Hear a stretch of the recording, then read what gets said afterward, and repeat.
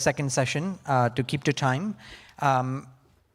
We're going to focus on the state of energy innovation in 2025. And to kick things off, I'm going to invite Dr. Gul back to the stage again. Is this working? He's going to look at IEA's first report on the state of the energy innovation. Then we'll have some prepared remarks, and I'll open up for discussion so you all can participate. But Dr. Gul, please.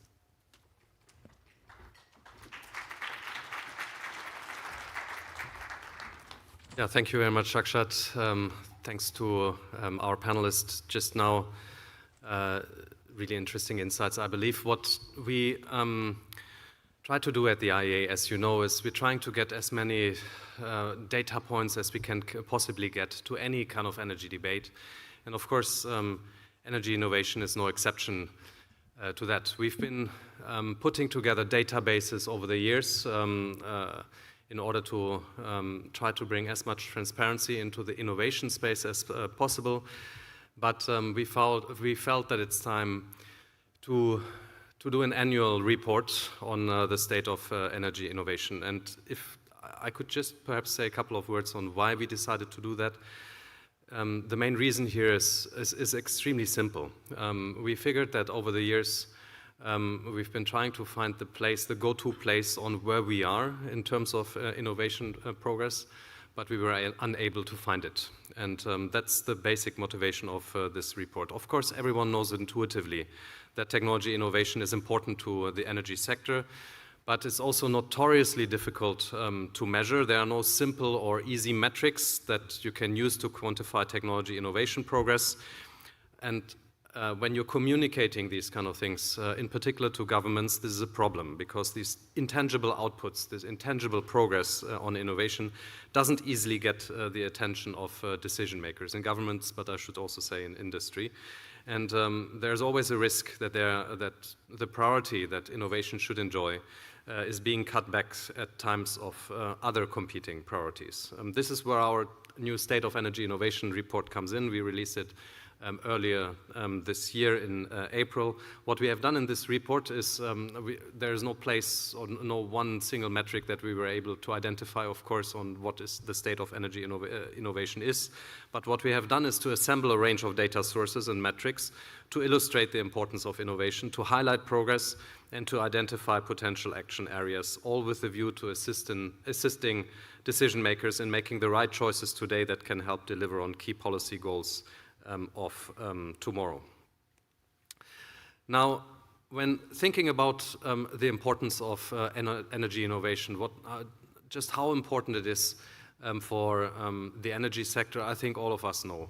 When you think of the RD&D efforts that were undertaken in the 1970s and for nuclear power and the deployment that followed soon thereafter, I think it's very, very obvious. The link is very easily to be seen. Similar when you think of solar PV, which started in the Bell's Labs in the United States in the 1950s, took 3 decades or so for the first projects to be commercialized, and then another 3 decades until we achieved 1% of global electricity generation coming from solar PV, with continuous innovation, continuous improvement on the technology side of things. So think about electric cars as the latest, if you want, in the range of important outputs that energy innovation has brought about.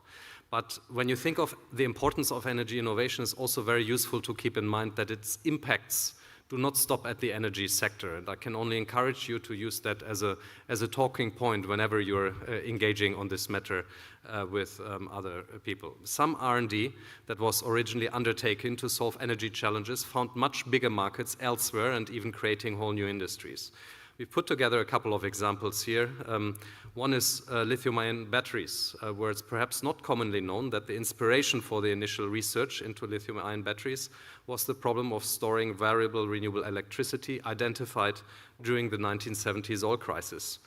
2 decades later, the first mass market for these batteries was in small consumer electronics, enabling proliferation of smartphones in society, and only after they were proven in these markets and cost had come down were they adopted in larger packs for electric cars and stationary power storage, including for renewables, so going back to the original motivation in many ways. Then there's auto-tune technology, which I understand is not to everyone's liking, but it's still in universal use in today's pop music, not to everyone's taste, obviously, but important to remember that the underlying techniques were first developed to aid oil and gas exploration. So another link of the energy sector into other areas. Think about international trade balances, energy trade balances in particular. They also show the fingerprints of energy innovation. The story of hydraulic fracturing and horizontal drilling for unconventional oil and gas is in fact an innovation tale that spans several decades. The real impacts have been seen then only this century as the United States reversed its role in global markets and became the world's largest producer of oil and a net exporter, whereas simultaneously, almost, China, a country that imports over 3/4 of the oil it's using, focused on and then benefited from innovation around electric cars. In 2024, it imported 8% less oil than if all its electric cars had been conventional cars. So a lot of overlaps, a lot of synergies with other parts of the global economy coming from energy innovation. So as I said, we've tried to assemble a couple of metrics here that we found useful to explain a bit what's going on in the innovation space. And we asked ourselves the question, who are the leading innovators? If you think of innovators as countries, obviously innovators are not necessarily countries, but is a good metric to understand what's going on. The answer has been very simple here for years. The main sources of new energy technologies were large industrialized economies in North America, in Europe, Japan, as well as Korea. The patenting of these, the 4 major countries here on this particular chart has been high and relatively constant over a long time. But the latest patent data, and unfortunately latest means 2022 for the purpose of this particular report due to unavoidable lacks in data availability, but this latest patent data shows you that this view of the world just no longer holds. In 2021, China's level of patenting in the energy sector rose to make it the world's top country for annual energy patents. The overwhelming majority of this is directed to areas that can be categorized as low emissions energy technologies, small, modular, mass manufactured low emission energy technologies. So the solar PVs, the batteries, these kind of things. 95%, in fact, of all of China's patents are now for these type of low emission energy technologies. Overall, and that's true at a global level too, low emission technologies now dominate innovation efforts according to patent data, and obviously we recognize that patents are an imperfect measure of energy innovation for a variety of reasons, but their trends are nonetheless an important and in some cases early indicators of priorities within countries and the direction of travel of innovation efforts. Now, looking at the trends in global venture capital, and here venture capital over time is another metric that we thought is useful to bring to attention of everyone. It's worth commenting on this remarkable development that we have seen here over the last 1.5 decades or so. In many ways, it feels a bit like a distant history by now, but it's useful to remember that there was a bust in the sector in 2011 when many investors lost money on clean tech startups that were not able to find markets for their products. This changed considerably, as you can see here, after 2015. You can speculate on the reasons, but our view is that one reason was certainly the much stronger market expectations coming from policy announcements, especially after the signing of the Paris Agreement. Another reason was, of course, the continuous cost declines that we saw in key technologies like solar PV and batteries, in many ways raising confidence in other energy areas. And then from 2021, the post-COVID low interest rate environment drew in much more capital. Unfortunately, the data or this narrative needs an update. The macroeconomic conditions have led to VC fundraising to fall by around 20% for the last 2 years in a row. Of course, there is an argument that there is a good case for some consolidation in some areas, such as electric vehicle manufacturing, but overall this decline that we've been seeing is a risk for energy innovators. Our numbers suggest here that over 1,800 energy startups raised equity in 2021 and 2022, and another 1,400 ever since then. Of course, from an energy perspective, if only a handful of these meet their scale-up goals, it could have significant impact on the energy system, but they will only scale up if they have access to operational capital. If you look now at the trends by technology area, we see that no area has been spared from this decline, although there are bright spots that you cannot necessarily see here, but nuclear, geothermal, and carbon capture utilization and storage are among the technology areas that raised more VC funds in 2024 than in 2023. Now, with all this talk about venture capital, it's also good to keep different sources of finance in perspective. They play very distinct roles in a healthy energy innovation ecosystem, of course, but is useful to remind ourselves just how large they are. Public R&D budgets in particular fund many of the innovations under development by startups, and they continue to be larger than all global energy VC investing. What is quite remarkable here is that at the peak of energy VC in 2022, as you see here on the right-hand side, the difference narrowed between public R&D and VC almost to parity. But of course, the decline in VC thereafter is a clear reminder that as a source of capital, it can be less reliable for long-term continuity for innovators than if it is complemented by public R&D budgets, and that in many ways goes to the governments that are participating here in this forum today.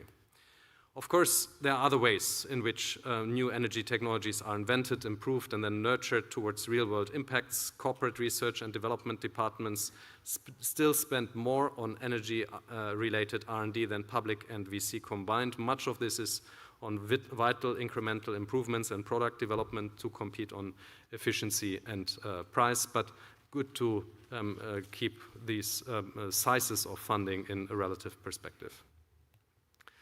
Now, finally, with all the data that we've been assembling, and you can find much more in the report as well as on our website, on demonstration projects, on how different countries are prioritizing patents, venture capital, other sources of funding, etc. So there's a whole array of different metrics to look into, also with a view to the breakout sessions that we're going to have later today. There is a special focus on AI, there's one on battery metals and on carbon dioxide removal. So please, if you have time after this event, don't hesitate to go into the details of this report.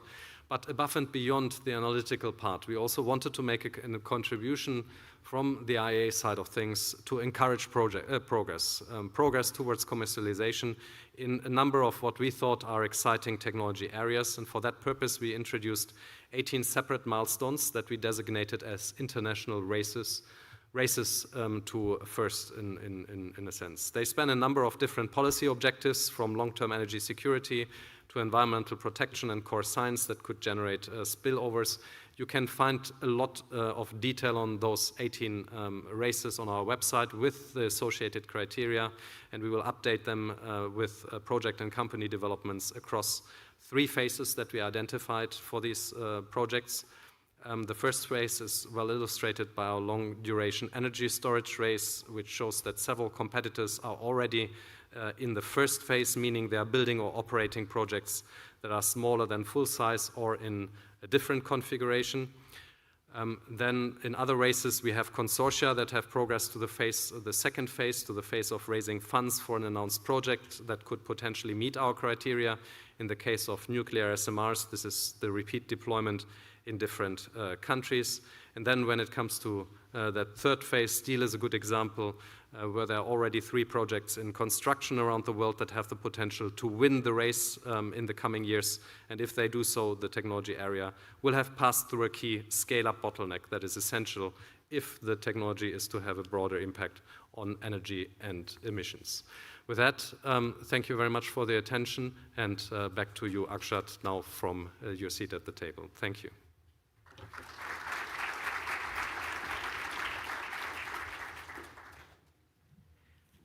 Thank you, Dr. Gul.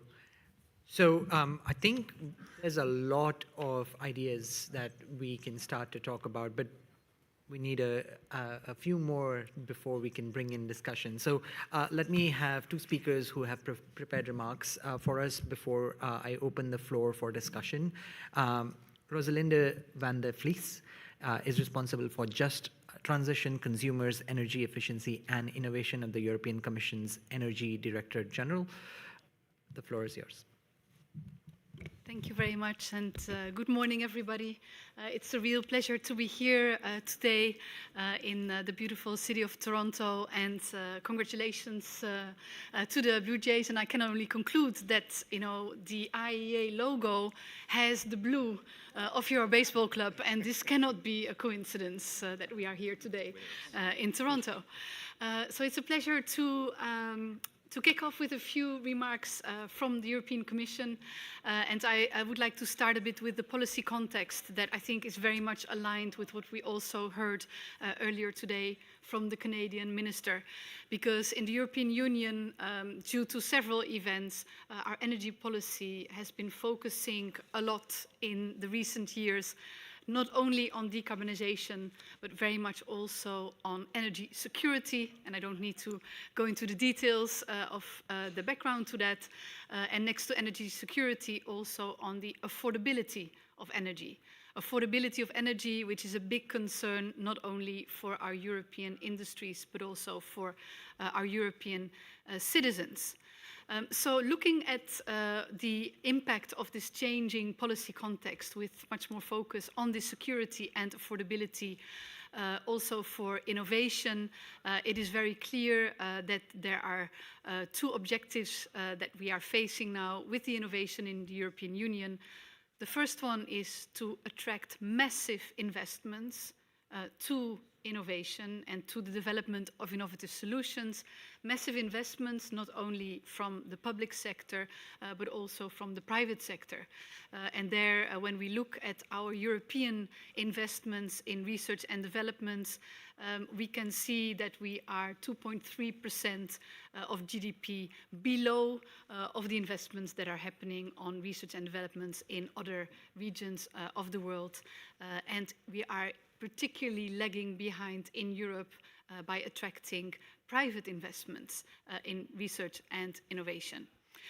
So in order to fill that gap, we are developing a clean energy investment strategy that aims to really mobilize, in particular, these private investment flows to our priorities of investing in innovation.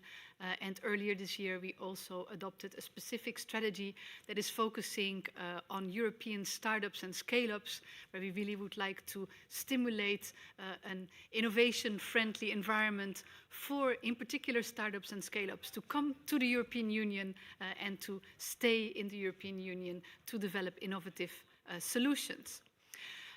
So on the priorities that we are having at the European Union when it comes to energy innovation, let me highlight 5 of them. We are targeting our public European investments towards clean tech manufacturing, where we have identified priorities in our so-called Net Zero Industry Act. The second priority that we have identified is innovations in grids, system integration and flexibility. Our third priority is to scale up renewable energies. Our fourth priority is looking into the energy efficiency of buildings and the electrification of the mobility sector and the building sector. And our last priority is looking into digitalization and artificial intelligence. I would also like to congratulate Timur and the IEA for constantly producing very, very high level and inspiring reports. And we are particularly inspired also by the 18 races to firsts. They also coincide very well with the priorities and investments that we are making in the European Union. And there are also specific projects that very much align with these races to the first. In terms of undervalued areas, one of the things that we will be focusing on for in the months and years to come is really the grids. And we have really identified the grids as a major bottleneck in the European Union. So in the coming weeks, we will be coming out with a grids package where we want to, again, stimulate also investments in the grids in the European Union.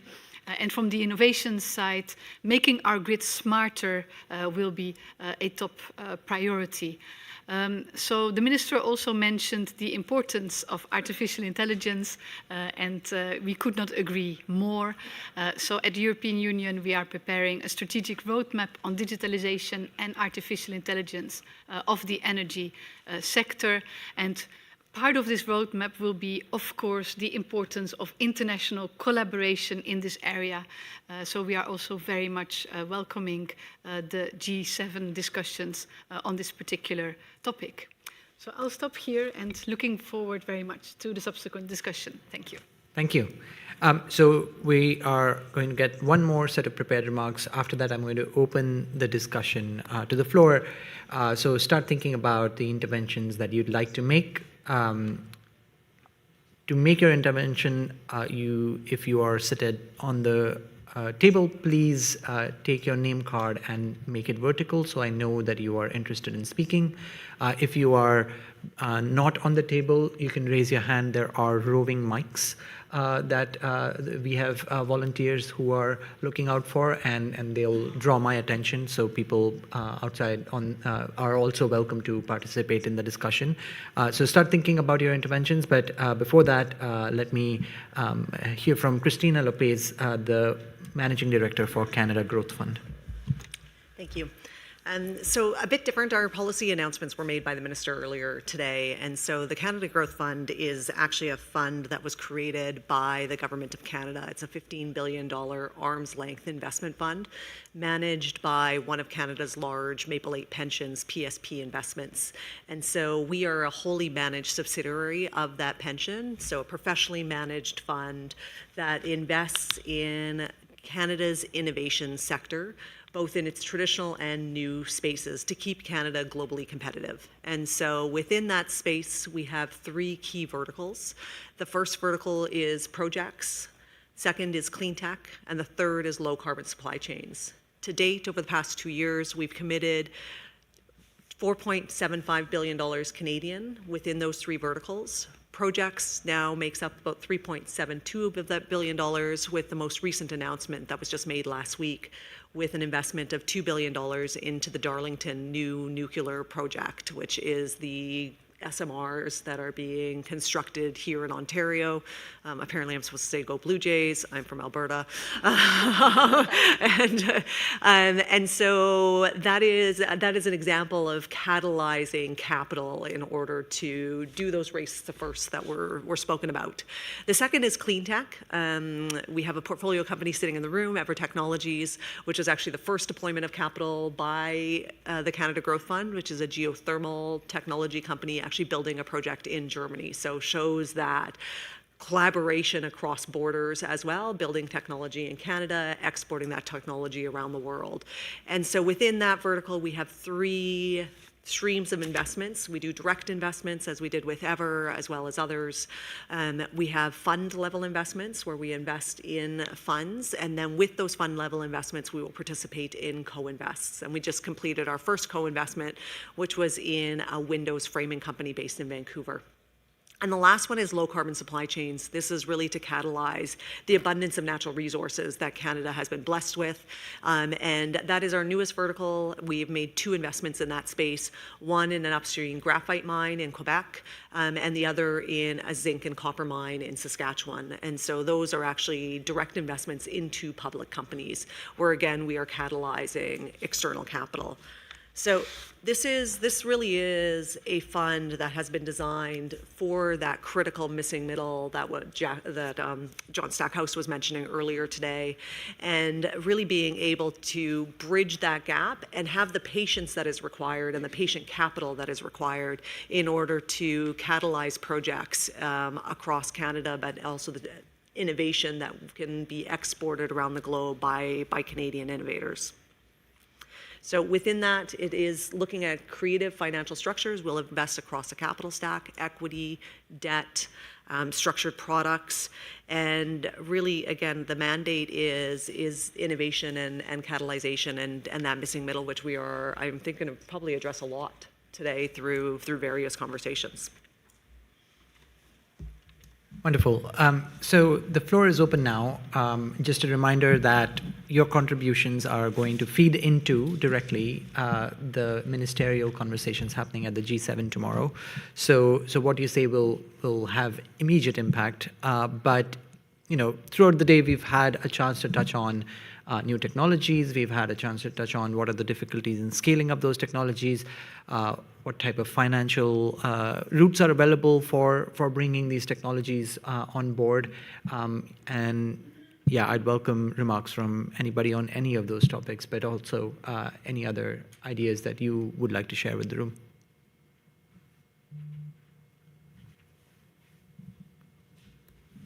Hi, good morning.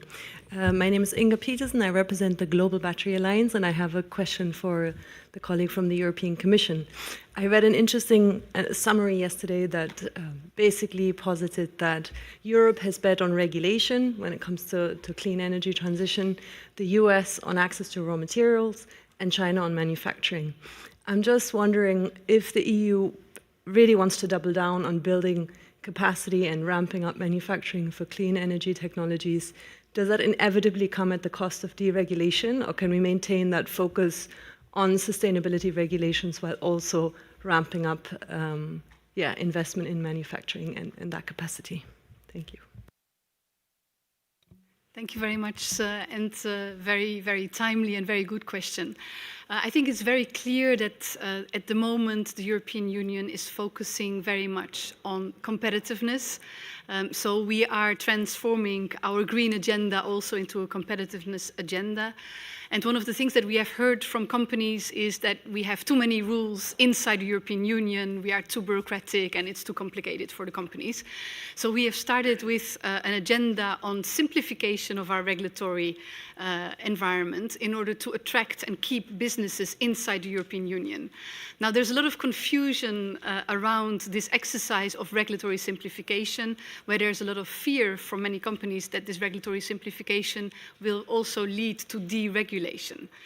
So our narrative is that we want to simplify the regulatory environment for our companies. At the same time, we want to provide long-term stability, and also we don't want to deregulate.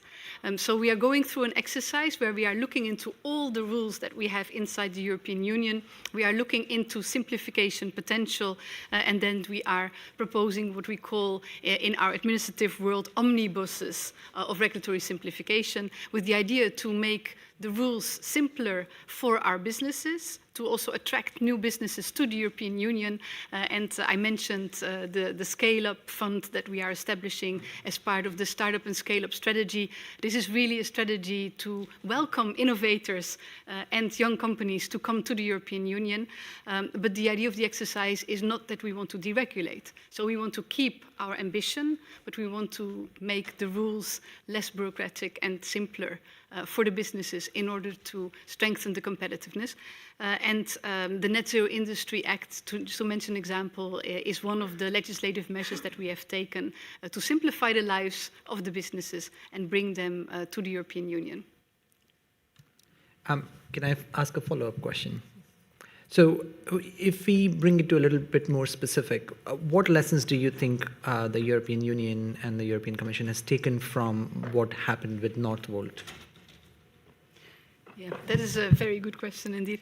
I think one of the things that is very important for the European Commission, and this is reflected actually in our proposals for the next multi-annual financial framework. So we have a lot of funding, public funding opportunities for companies inside the European Union. But if you look at the funding schemes today, there are many different funds. We have Horizon Europe, that is providing funding for research and development. Then we have the Innovation Fund, that focuses more on the market deployment. We also have InvestEU. We have the LIFE program. So we have many different programs that provide funding to companies at different stages in the innovation chain. And one of the shortcomings that we identified is that there are different eligibility criteria for each of these funds. So it gets very complicated also for companies to have a kind of like, stability and, when we move up in the innovation chain, to have a continuous and stable source of funding from the European Union. So as part of our multi-annual financial framework proposal for 2027 and onwards, we try to simplify this, and we come forward with what we call a European Competitiveness Fund, where we would like to make sure that companies have simple rules if you want to get access to EU funding, also that we speed up, because sometimes simply, from the moment a company makes, a proposal to receive EU funding, sometimes the time lag can be up to 1 year or even longer. So for some companies, this is not attractive anymore either. So we want to simplify and really speed up and have like one-stop shop for the companies, so that we can make sure that we can provide a framework that covers the entire innovation chain. I think one of the big lessons we learned is that in European Union we are great in science, so we are basically a scientific powerhouse, but we're not really good at reaping the commercial benefits of the science that we have developed. So this is a big challenge that we hope to address in our next multi-annual financial framework. And one more follow-up on that, which is, so if you look at what happened with Northvolt is, they had to import a lot of technology either coming from South Korea or from China, especially on equipment manufacturing, so battery equipment manufacturing. A lot of it did come from South Korea and China. We can, Timur's chart there showed very clearly how China is now on, at least in patents, showing a level of innovation that surpasses those of many of the Western countries' past performances. There is some move to try and get European companies to either partner with Chinese companies or enable technology transfer from China or from other countries. How is the European Union thinking about those issues? Because if you're looking at competitiveness, the fastest way to speed up is to use the technologies that are available to you already, but then do so in Europe itself, right? Exactly. So there we are developing an Industrial Accelerator Act, formerly known as the Industrial Decarbonization Accelerator Act, but now it's an Industrial Accelerator Act. And one of the things that we are looking up indeed is to see, how can we ensure security of supply. And there we are focusing on made in Europe requirements, including on foreign direct investments. So this is an act that is under development and that is expected to address precisely the issues that you mentioned.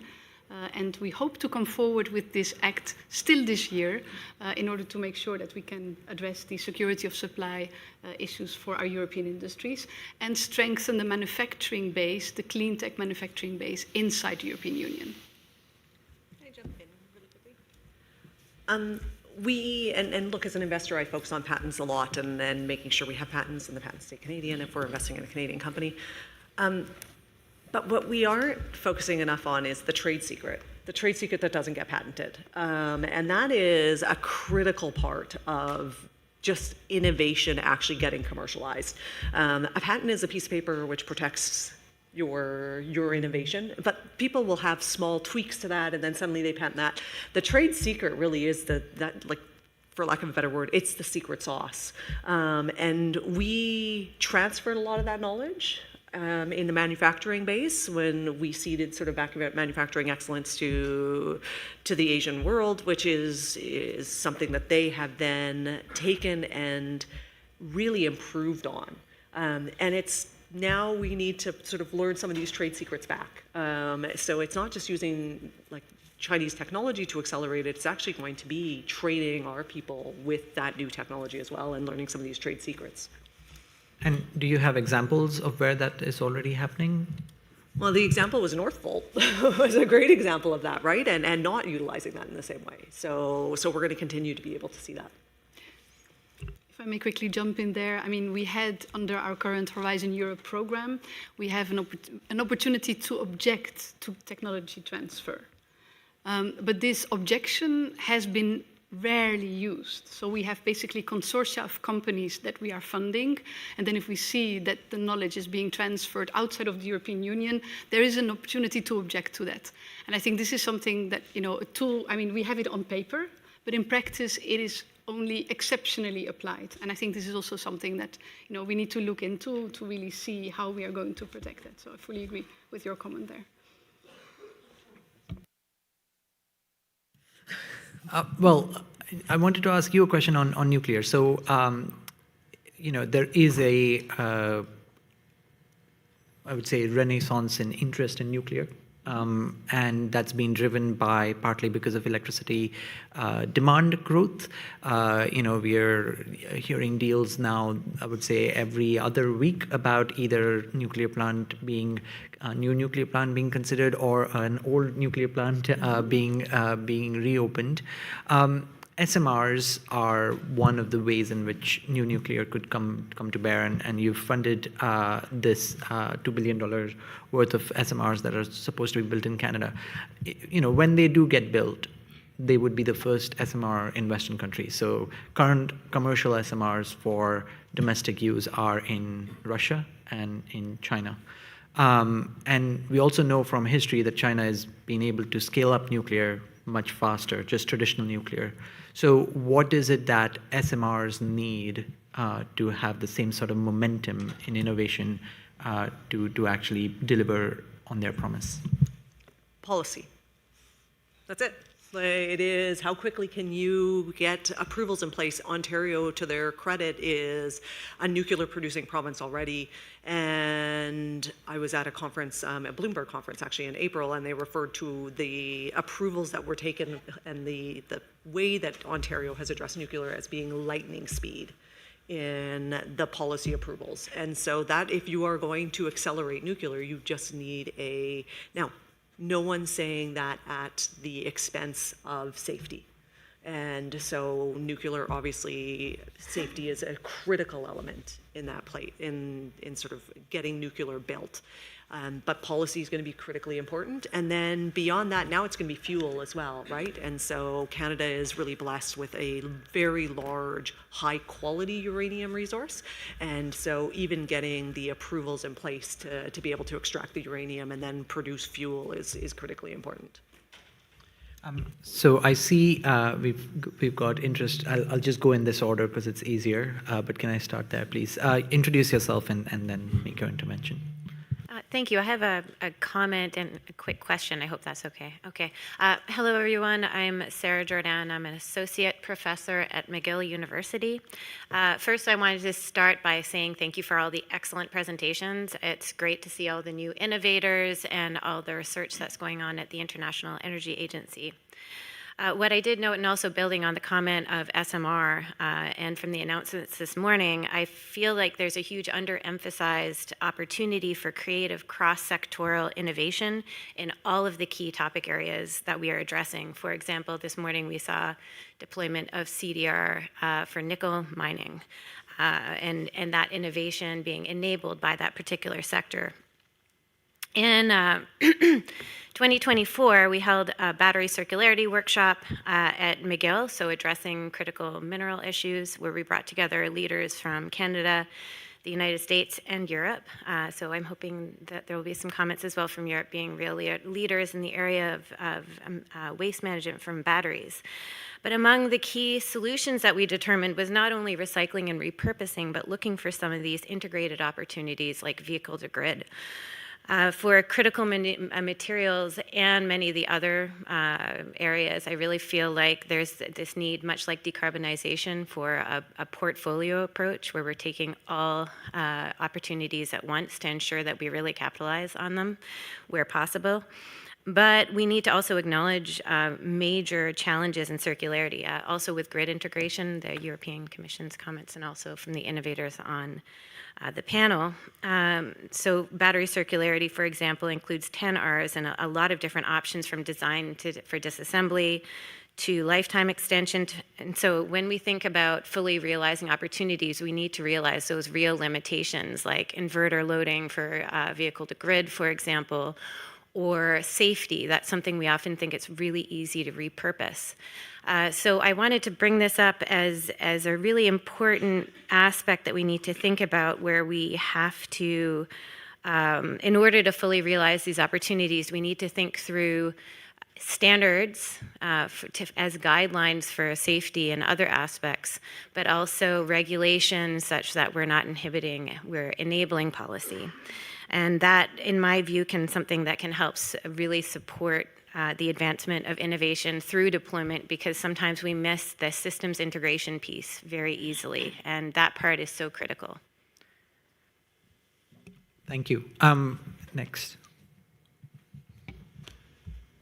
Thank you very much. My name is Torben Norgard. I represent an organization called Mørs McKinney Møller Center for Zero Carbon Shipping.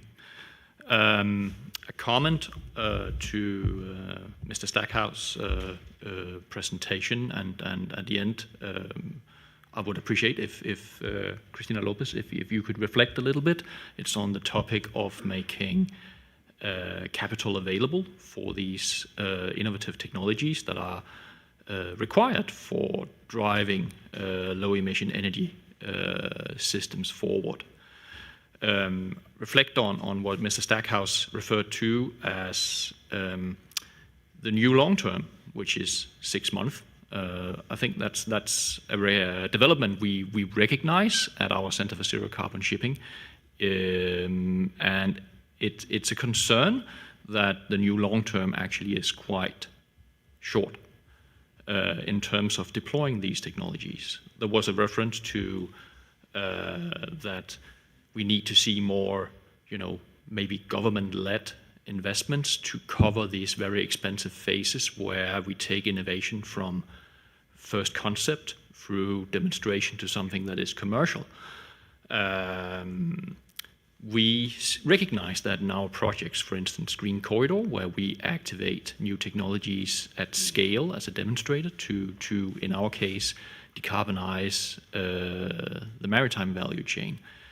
One recommendation towards how this capital can be deployed is not necessarily as direct investment, but also what was referred to by Mr. Stackhouse as something that provides a credit risk to these developments as they scale and mature towards something that is commercial. Which then leads me towards Ms. Lopez, where I was very happy to learn that and understand that you have more patient capital, which then I would assume is something that is slightly more long-term than the new long-term. So with the recommendation from me to the G7 meeting tomorrow around this, deployment of patient capital and maybe deploying it through, several means, but including offering credit risk to deploying innovation. I would appreciate also a few reflections from Ms. Lopez on how we can, enhance and increase the availability of patient capital and what would be the right way of deploying it most effectively. I think we need to separate long-term into two buckets. Long-term that uses bits and long-term that uses screwdrivers. Or any other power tool. And anything that's hard tech versus something that is software. In software, in the world of AI, long-term, yes, you can talk about 6 months. You can't build in 6 months. You can't debug in 6 months. And not just debugging software, now we're talking about something like a Lego piece. And if you're taking somebody told me it's like the Death Star, it's like their hardest Lego. And I'm like, and imagine you did one thing wrong and you have to take it all back apart again. Like this is building very hard infrastructure. But we can't do it as slowly as we have been doing it. So I think that's part of it, and slow in the sense of minds being developed, in the sense of building technologies. We have to find ways to accelerate that without skipping steps, because if we skip steps, then we end up in situations where you do have these larger bankruptcies, and then we all are just self-reflecting and not really recognizing that, at the end of the day, there's actually lessons learned and people trained, and it actually creates part of the ecosystem. Failure is not considered a bad thing.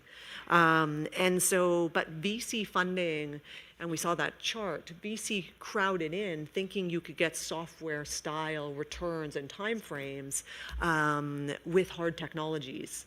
And it just, there's a physical limitation to that. So we also have to have that patient capital. What we're finding is the people that are patient tends to be strategics and governments. And then if it's going to be governments participating as part of this, it's how do we also create the benefit for the taxpayers by not just being subsidies, but being investors. And then having that patient time horizon where you don't have a fund life that you're dealing with. That's 7 years long, but a technology takes longer than that to fully commercialize, from bench scale to commercialization. So you have that patience. But then there's also the rewards that come with it, and the acceptance of failure. Thank you. One quick follow-up, and we've got a number of interventions coming up, so I wanted to ask you, but specifically, we've had the failure of the IMO to get the net zero framework signed off, a couple of weeks ago.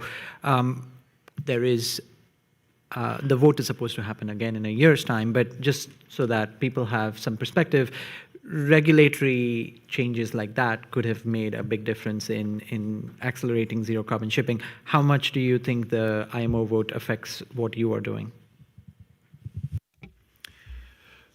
Appreciate that follow-up question, and what has also been mentioned several times by the many speakers here is that policy really matters.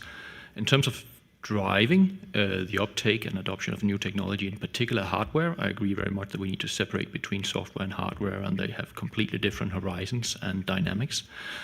Energy innovation, when we look at the hardware side, which is very much what sort of the major investments here are about, yes, the drivers are either customer pull or regulation, and customer pull is a rather weak driver and probably will remain so we need to look at policy.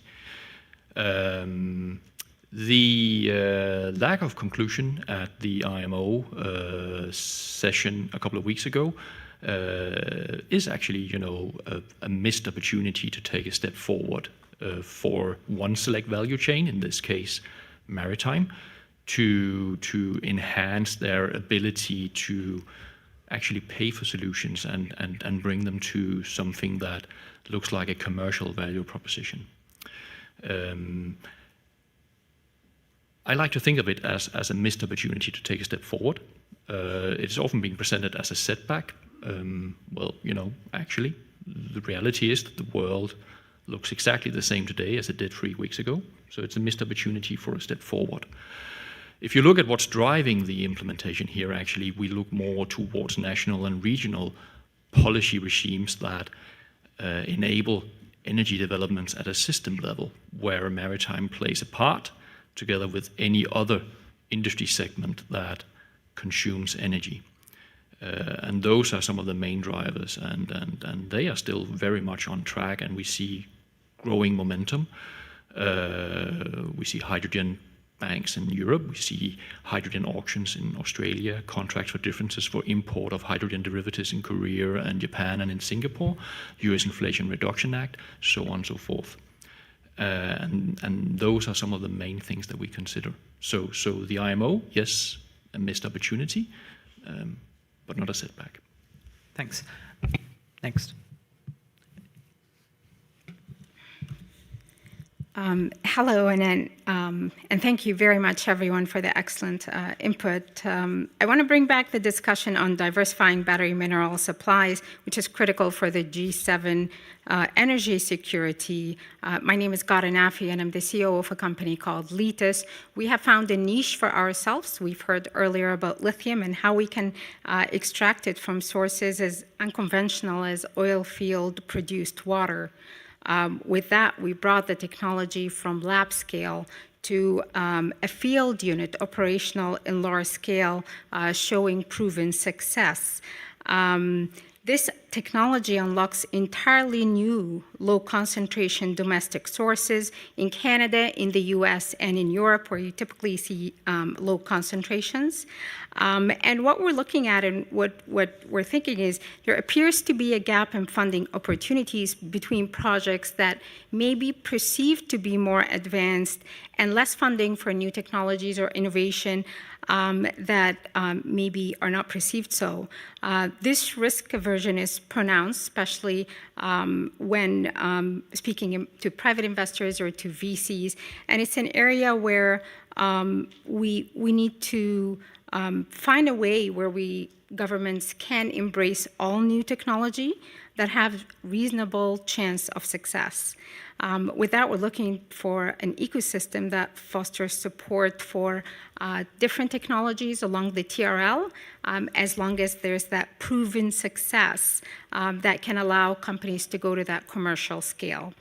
What we're thinking is ways where the government prioritizes and de-risks what we would think of as a first-of-a-kind commercial plant using a specific innovative technology that has been proven to rapidly secure the critical mineral supply chain outside of the traditional regions. Do you want to go next?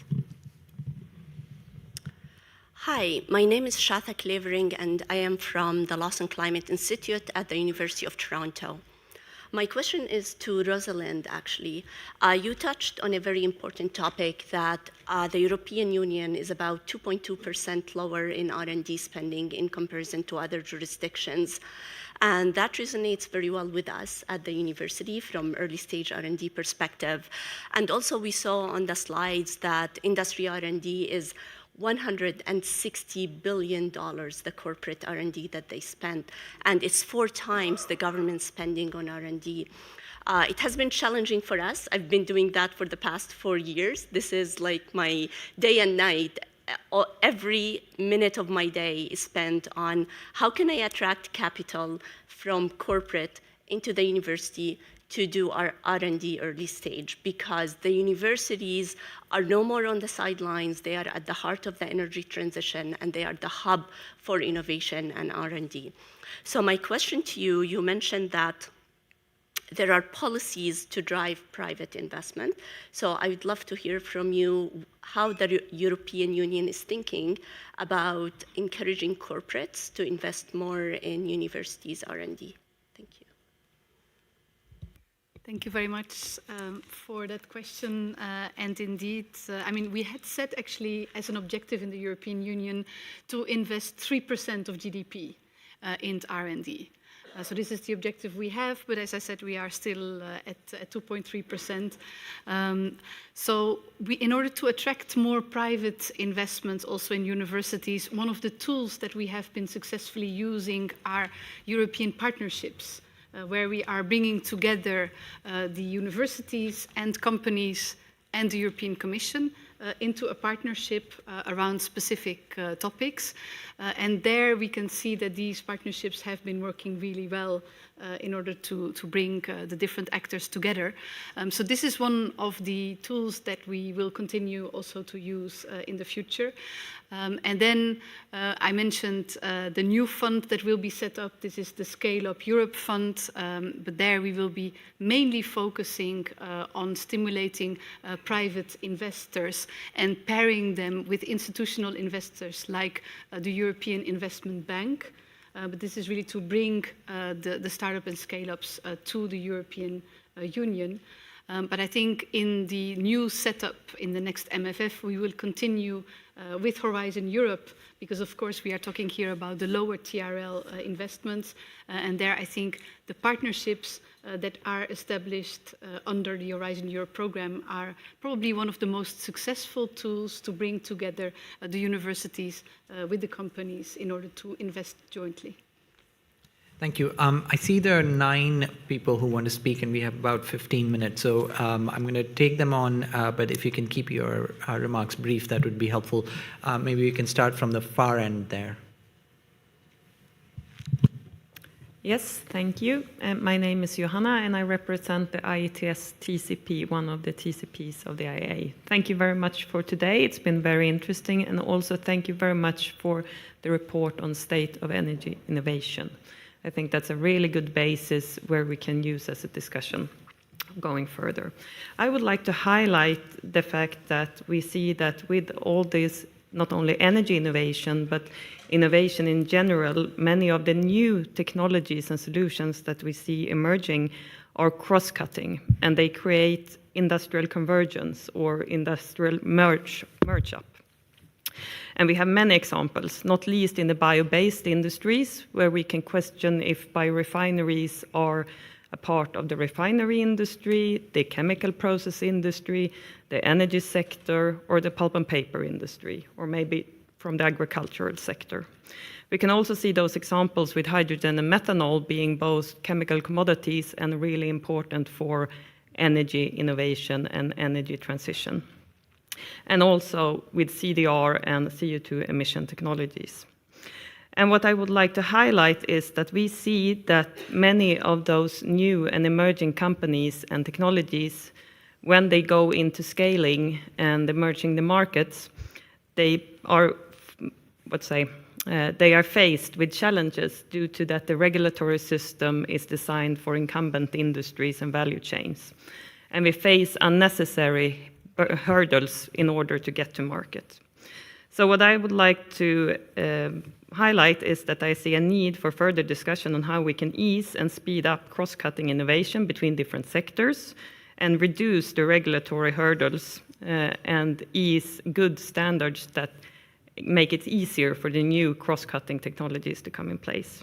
I would also like to see how we could further develop those analyses that I think that the State of Energy Innovation Report is a really good first step, but if we could also further embrace and show those emergent cross-cutting segments of new industry and innovation. So thank you very much for those discussions, and I look forward to continue. Thank you. Next, the person next to you. Good morning. Thank you. My name is John Bucknell. I'm the CEO and founder of Vertisolis Technologies.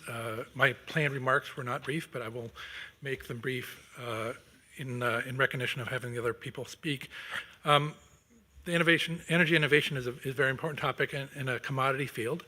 I would note that using the EIA's own data, globally we spend about 12% of global GDP on energy alone. And that is in contrast with the periods of large prosperity growth in the 50s, 60s, and 70s, where we are at 2 to 3% of global GDP on energy. So addressing the need for affordable, clean, firm power, we need to reverse the course of what we are planning as far as deployment of new energy technologies, and affordability needs to be a large portion of that. And you might note that globally we're about $75 a megawatt hour in US money on energy, and that target needs to be down around 20, and that's across everything. There are markets globally that are between $350 and $500 a megawatt hour. That's very challenging. You might note Germany in particular has had a challenge around that because of those costs and its impending deindustrialization. So we are a manufacturer of a clean, firm baseload power. It's called Space Solar Power if you want to talk to me later, but I will yield the floor to the next speaker. Thank you. The person next to you. Hi, my name is Brian Foodie. I'm the CEO of Iogen. We're the only company to successfully develop commercial-scale, profitable cellulosic biofuel technology. This is now rolling out at the billion-dollar scale in Brazil. Based on my experience, a key barrier to innovation is a lack of certainty about the solidity of market opportunities, essentially a question about the rewards one would get for success. One policy that has worked incredibly well is ambitious mandates for deployment. They've attracted billions of dollars in investment in innovation. Ideally, they'd come with robust safety valves and contracts for difference. As you consider policies to promote innovation, please think about establishing large, robust market signals, because that is the best way to draw private sector money into investments, and the private sector will spread that money around, including to universities. Thank you. I see Korea is, the Korea card is up. Is there the one next to you? No? Okay, you can go next. Yeah, but I don't think I'm Korea. All right, Brian Watson from Clean Tech North and the Ontario Clean Tech Industry Association. I'll be very brief. I just want to highlight a tool that has been rolled out in Canada that has been showing some good effect recently, which was legislated last June. The Clean Economy Tax Credits referenced by the Minister, CCUS, hydrogen, These are all different tax credits. CCUS hydrogen, clean technology, so for the deployment of clean technologies, capital cost, and clean technology manufacturing, which also includes the manufacturing of critical materials and minerals and other items for the clean technology ecosystem. These tax credits are, there are some risks, there are some issues in terms of bankability that can be addressed, but they are attracting private capital, and really we're starting to see them drive deployment and adoption of clean technologies at all levels, from data centers to geothermal to CCUS plants. So please consider and take a look at those tax credits. It'd be lovely to see some harmonization across those tax credits, as well as the technologies across the various different regional jurisdictions that are being focused on, and some harmonization of those technologies. Because in Canada, I think the latest standard that we're using is 2019 level of technology that is what is being used at NRCan for those tax credits. So I'll pass the floor. Thank you. Next to you. Yeah. I didn't want to ask a question, but I feel a lot of peer pressure here. So. So we have Europe and Canada at the table, and my name is Nima Mogimian from Nano Explorer in Montreal. My question for you is, what are some of the interesting ideas and policies that you see in Europe that have worked and you would like to bring to Canada and the other way around? Putting you on the spot here.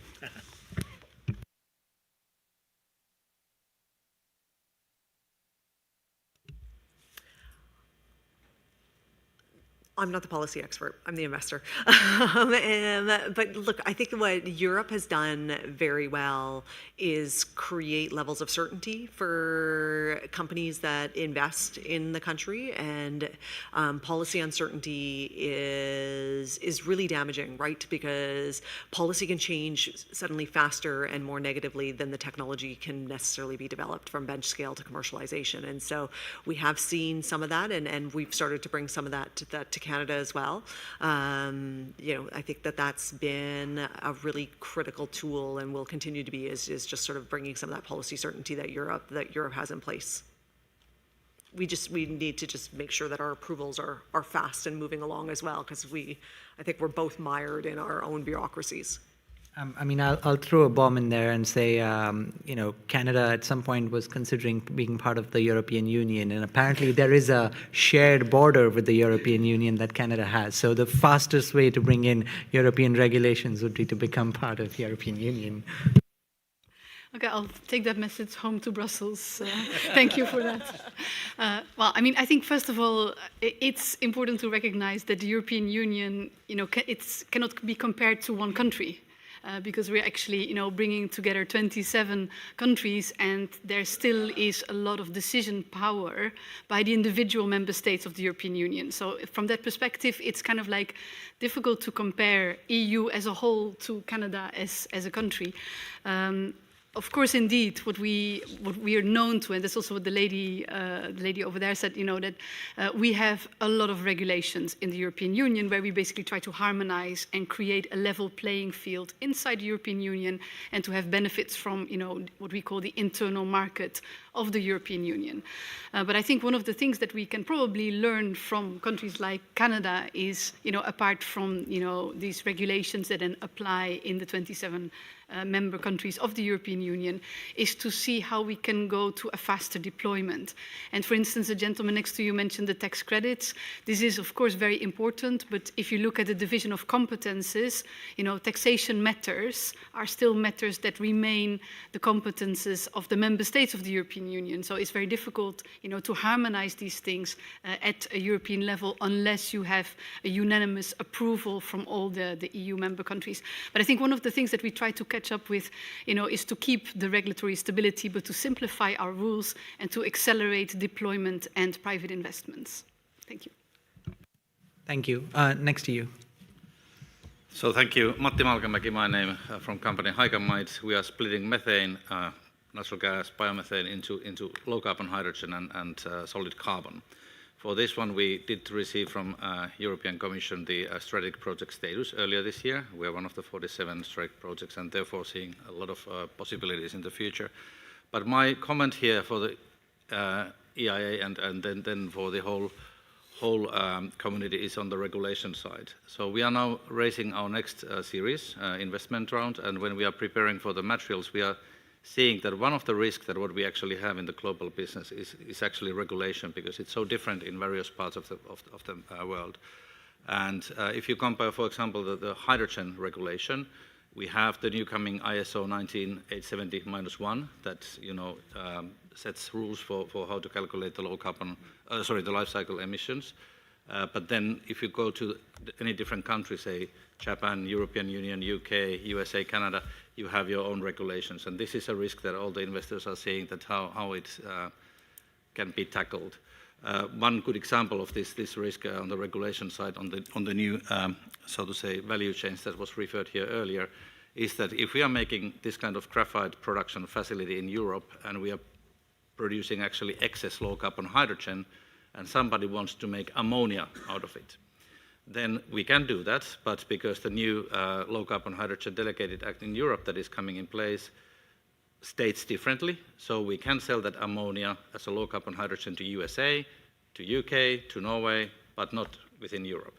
So this kind of risks and regulation, I think that this regulation loophole should be somehow looked after by an agency, so that we can see that how we can harmonize this kind of new regulatory issues throughout the whole world. Thanks. Thank you. Your list is becoming longer. Next.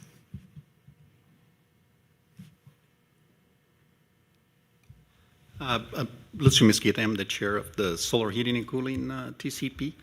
And this is just a call for action. We have 50% of the energy end uses for heating around the world. It's a sector that is lagging other sectors in terms of decarbonization, is not on track. And we have many options: thermal networks, district heating, cooling, heat pumps, thermal storage, solar heating and cooling, either through solar thermal or PV. So this is just a call for action, because I think we need specific policies and actions for innovation in the heating sector. Right? If not, we will continue to lag behind other sectors. And if you are 50% of the end use, we are not going to reach our decarbonization goals. Thank you. Thank you. Hello, I'm Vita, co-founder and co-CEO of TerraFixing, Director of Carbon Capture based here in Canada. I have a question directed to Christina Lopez from Canada Growth Fund. As we heard from Dr. Gul's presentation, you pointed out that if even a fraction of the companies that are looking to scale reach their scaling potential, the amount of power that we need, really we need a lot of it. Really happy to hear about all of these new projects that are coming on in SMRs.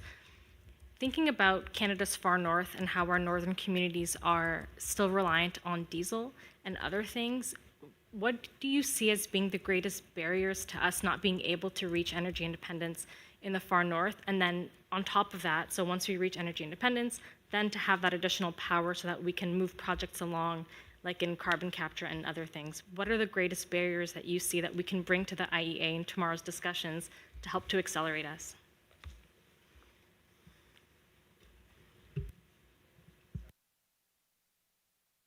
All right, I had to get that out. The far north is a challenge. It's a challenge for everything. It's a challenge for infrastructure like roads. It's a challenge for power. It is one of the reasons why diesel is used, right? It's a very movable fuel. It's a very diverse, diverse fuel that can be utilized. It can be stored. It doesn't degrade under the cold weather in the same way. Now, again, there's cloud points that you have to kind of consider when you're talking about diesel.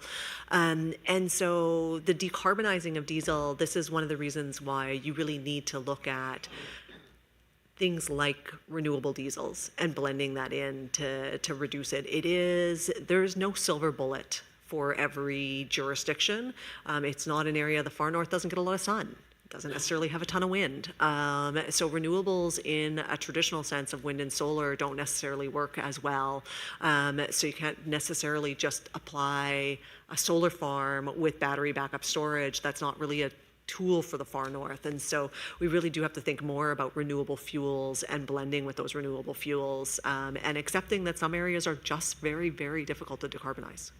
Geothermal could be another area if you've got the right geothermal heat gradient. But again, there's there's elements of difficulty, and I think we need to focus on that, but without losing our focus on the low-hanging fruit as well and infrastructure that's already built out. Thanks. Dave. Sorry, and we can't burn the north with incremental costs. It's already expensive to be up north. Hey, Dave Greenshields from Ontario Power Generation. We're the recipient of some of this funding, so thank you. I do want to thank Christina for actually mentioning safety, because, you know, while OPG, we spent a lot of time thinking about the future and how we're going to build out for all this AI and to keep the lights on. None of it matters if we can't get people home safely, so it's the #1 thing that we do. We've talked a lot about innovation and new technologies, but I kind of want to bring it back down to something that I think about a lot, like with a company that builds these mega projects, these nation-building projects that you kind of think about. We think a lot about human capital, and we think about how we're going to deploy that human capital, and the modularization of construction. I was reading a few studies that said that we're going to lose 700,000 construction, or electricians, plumbers, those people, over the next couple of years. We're going to need 1.2 million trade jobs by 2033. That's what I think the G7 might focus their efforts on. How do we actually enable this technology future? How do we actually have enough people to build all these things that we want to build? It's incredibly important when we think about solutions in the north, and we're modularizing energy for deployment up there. We still have to have people to build it. So I would like to just maybe ground the conversation a little bit, and you still need people to do all this stuff. But thank you. Thank you. Great. We've got last 2 remarks and then a coffee break, which I'm sure everybody wants. So please go ahead. Thank you very much. So good morning, everybody. Thank you very much for the opportunity to speak. My name is Isham Amara. I'm here from Electra, the distribution company, one of the largest in North America. One of the questions I wanted to kind of bring focus to here, a lot of discussion on technology innovation. I think it's really important and critical. However, what I'm kind of hearing is a bit of a gap around regulatory innovation. I think that's really critical for us to bring that forward, because of the fact that I think it is a significant barrier. And I say this for somebody who works in a sector that's very risk averse. I'll give you a bit of quantification here, for food for thought at least. I think one of the first key areas we need to look at from regulation is, are we enabling those sectors, especially the industries that are, and I'll say this quite effectively, is that we don't have many carrots, there's a lot of sticks. When power goes out, nobody's happy, but nobody pats us on the shoulder because the power's on right now. Because oh, he can congratulate me that the power's on. So I think the idea is, how do you incentivize that sector? How do you make innovation core to their actual regulatory framework? It isn't. It is kind of a sideshow. You have an innovation department, but it doesn't really go beyond that. And I think that's really critical for us to kind of look at how we enable regulation to bring into the sectors that's business as usual for them. I think that's one of the key areas. The other part is also around how we build the system itself, how we extract value from the system. Right now, there's a lot of, I would say, inefficiency in the system, but we're not incentivized to move in that direction. We don't extract more value out of the existing infrastructure, and that's predominantly because of regulation. And also predominantly because of our operating model that's stuck in the 1960s. We build and operate the system as if it was built in the 60s and 70s. Yeah, and I think we need to kind of change our framework and look at this. And it's not a technology challenge in a lot of areas, it's actually a regulatory challenge. So I think there has to be a push for innovation, this is an innovation forum, to really look at that framework. Is how do we incentivize large companies who build infrastructure that lasts 50 plus years, who to a lot of people in the audience here mentioned are an actual bottleneck to the innovation, the adoption of this technology. How can they be a critical pathway for innovation? And it starts with the low-hanging fruit, by the way. It's not the difficult areas. It's actually the small areas, and simplicity, I think, will actually sufficiently support the sector. And I'll applaud, I'm not sure there's many from the UK here, the UK has led the way around this. The Rio framework for regulation has opened up innovation in the United Kingdom quite considerably. So there's an example there that could be emulated and improved upon for sure. Thank you very much. Thank you.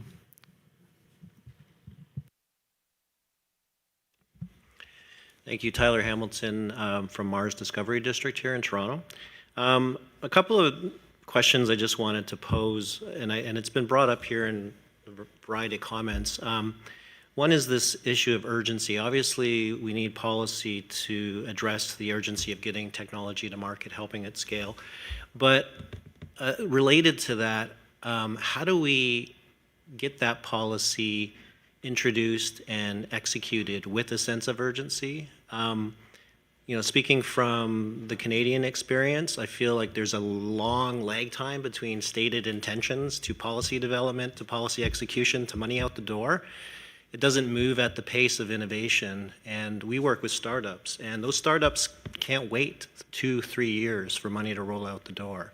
So that's one question. The other one is, how do governments, and I think Christina mentioned this, is just kind of having an appreciation that failure can be a good thing. Obviously, you don't want too much failing, but learning those lessons and trying to create a culture where every headline that appears in the newspaper doesn't cause like a massive like backing up of like, we're not going to go there. And even like with failure, government controversy, right? Like stuff happens. We had a great program in Canada, Sustainable Development Technology Canada. Companies are suffering because a controversy around how it was run derailed and basically killed a program that had been in effect for 25 years and had been respected worldwide. So how do we kind of introduce that acceptance of risk when it comes to urgency and embrace of failure? Thank you. Great. I think we can close on that if you want to add anything, and that those would be the final remarks.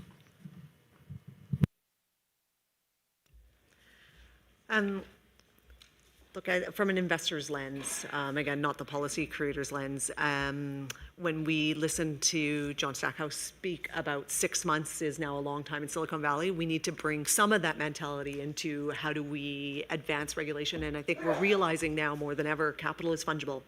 And it will move wherever the least barriers are being created for that capital.